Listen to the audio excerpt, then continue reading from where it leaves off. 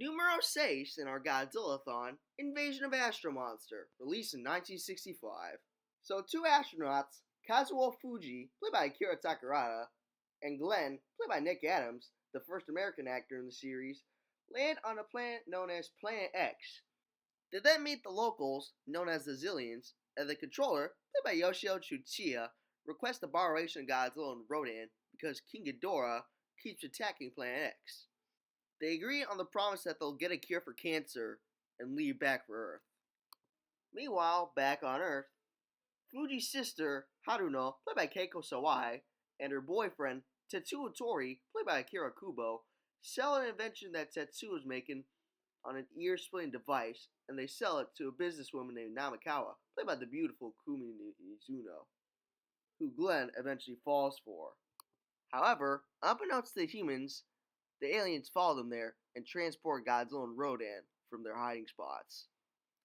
Glenn, Fuji, and a scientist named Dr. Sakurai, played by Jun Tazaki, follow them in another UFO. They eventually arrive on Planet X, where Godzilla and Rodan wake up and fight King Ghidorah once again. And once Ghidorah leaves, I'm not even going to tell you.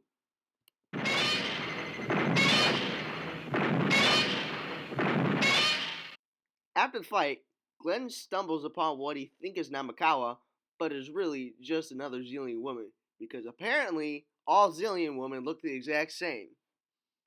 Glenn and Fuji are taken captive, but are quickly let go and returned to Earth.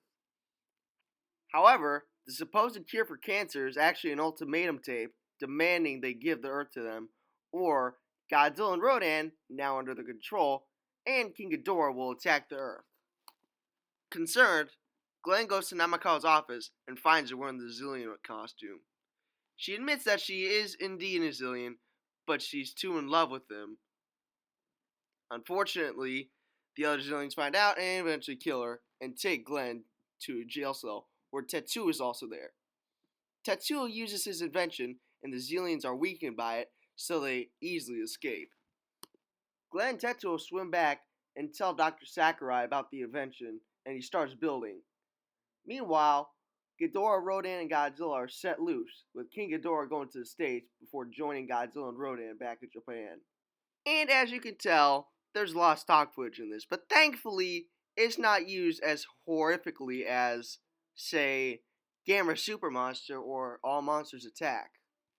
The invention is used and breaks all three monsters' mind control and destroys the Zillions, who then self-destruct. Then, all three monsters wake up, and just past the 90-minute mark, this is the last movie in the show aired to be more than 90 minutes, the monsters start fighting. Rodan uses Godzilla and picks him up before throwing him into King Ghidorah. All three monsters fall, but only King Ghidorah surfaces. Overall, the acting is good, it expands on the King Ghidorah storyline, and goes into some new territory, and the monster scenes are great, per usual. Overall, I rate this movie a 9 out of 10.